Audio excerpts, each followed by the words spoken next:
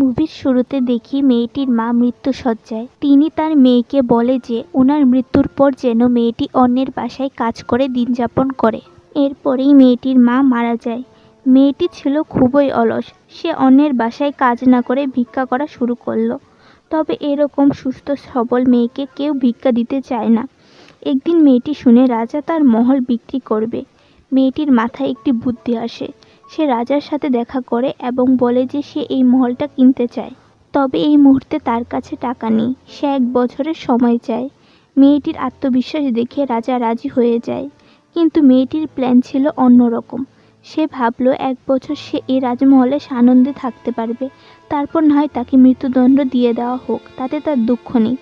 রাজা তাকে মহলের চাবি দিয়ে দেয়। রাত হলে মেয়েটি এক জায়গায় শুয়ে পড়ে।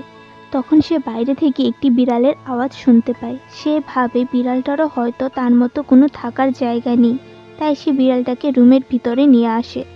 পরের দিন বিড়ালটা চলে যায় এবং রাতে পুনরায় ফিরে আসে, কিন্তু এবার বিড়ালটি মুখে করে একটা হীরা নিয়ে আসে।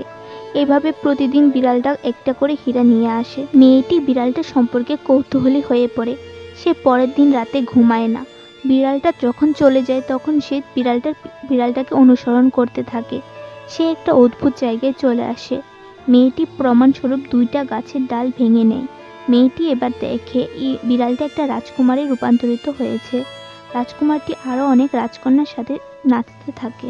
পরের দিন বিড়ালটা যখন আসে, মেয়েটি গত রাতের সব কথা তাকে বলে ও প্রমাণস্বরূপ 2টা গাছের ডাল দেখায়। তখনই বিড়ালটি রাজকুমারে পরিণত হয়। আসলে রাজকুমারটির অভিশাপ ছিল।